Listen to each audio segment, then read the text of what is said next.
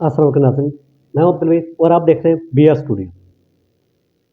नाज़रीन, कुछ दिनों से एक अफ़वाह चल रही है और ये कहा जा रहा है कि कराची में ह्यूमन मिल्क स्टोर पॉइंट बना दिए गए हैं और सोशल मीडिया पे भी इस चीज़ की बहुत ज़्यादा बात की जा रही है इस पे, और कहा जा रहा है कि ये चीज़ जो बनाई है, इसमें औरतें अपना दूध स्टोर करवाएँगी और वो दूध उन बच्चों को मिलेगा जिन बच्चों की को अपनी माँ का दूध मुयस्सर नहीं है।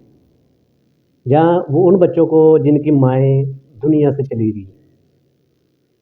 तो अक्सर होता है कि बच्चा पैदा होते ही उसकी माँ की डेथ हो जाती है, तो ये दूध उन बच्चों के काम आएगा और वो बच्चे इस दूध को पिएँगे। लेकिन इस सब प्रोसेस को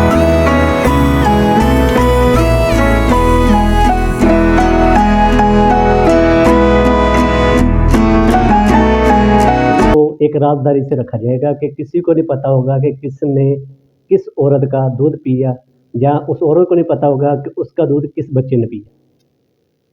तो अगर हम इस्लाम के रूल से देखें कि जो इस्लाम हमें बताता है कि रज़ाई माँ ओ जिस औरत का हम दूध पीते हैं उससे पैदा होने वाले बच्चे, जो हमारे दूध शरीक बहन भाई हैं जिन्हें हम रज़ाई बहन भाई कहते हैं, उनका कंसेप्ट अगर ये काम होता है तो उनका कंसेप्ट ज़ीरो हो जाता है।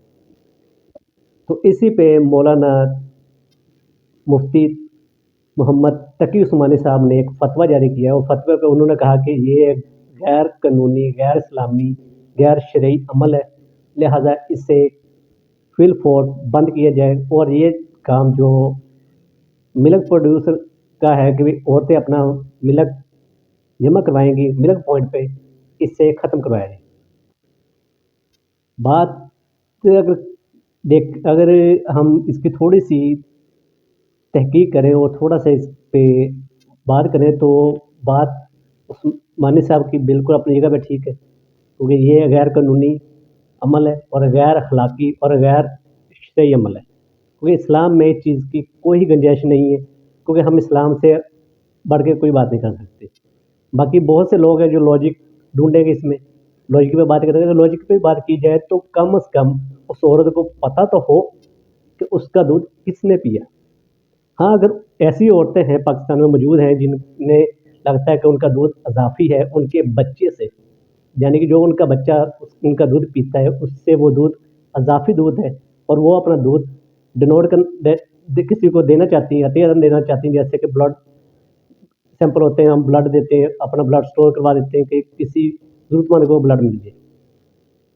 तो ब्लड की बात एक अलग मैटर है। लेकिन अगर दूध की बात की जाए तो शरीयत में अगर ये चीज़ है कि अगर एक औरत का 2 बच्चे दूध पीते हैं और आपकी वो माँ भी नहीं है, लेकिन आप उसका दूध पीते हैं, तो वो आपकी रज़ाई माँ है और उससे पैदा होने वाले बच्चे जो आपके साथ दूध पीते हैं, वो आपके रज़ाई बहन-भाई हैं। तो अगर औरतों को इतना ही शौक है कि उनके दूध उनके बच्चे की खुराक से अज़ाफ़ी आता है, जो कि कुरान और सुन्नत के मुताबिक अगर हम देखें, हदीस के मुताबिक हम देखें, तो वाज़ेह वहाँ पे पैगाम मिलता है हमें कि दूध हर इंसान, हर औरत के पश्तान में उतना ही डाला जाता है जितना उसके बच्चे की ज़रूरत होती है। लेकिन फिर भी अगर किसी औरतों को ऐसा लगता है कि हमारा दूध हमारे बच्चे की खुराक से ज़्यादा अज़ाफ़ी है और हम इस दूध को किसी और को दे सकते हैं, तो वो किसी ऐसे गरीब को ढूँढे जिसकी माँ उसे पैदा करते ही दुनिया से चल बसी, तो उसे पिलाएँ, उसे गोद लें और उसे अपना दूध पिलाएँ।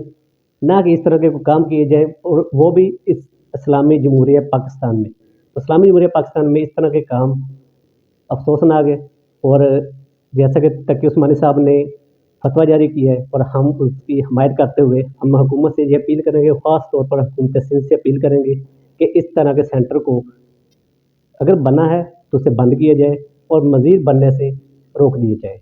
तो इसके लिए हम भरपूर आवाज़ उठाते हैं, तो हमारे साथ रहिएगा, वीडियो को मज़ीद देखते रहिएगा और चैनल को सब्सक्राइब करना मत भूलिएगा।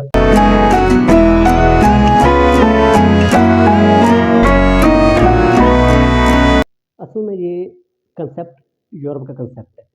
वहाँ पे औरतें अपने बच्चों को दूध नहीं पिलाती, क्योंकि वो ये समझती हैं कि हमारा दूध पीने अगर बच्चे पिएँगे तो हमारे जो पश्तान हैं वो ढीले पड़ जाएँगे उनमें कोई मसले बन जाएँगे। हत्ता कि अगर मेडिकल के रूल्स भी देखा जाए और मेडिकल में भी अब ये साबित हो चुका कि अगर औरत का दूध उसका बच्चा पीता है तो वो ब्रेस्ट कैंसर से बच सकती है। और ये यूरोप के ही साइंसदानों ने इस चीज़ की तहकीक कर दी। अब कल्चर था किनका?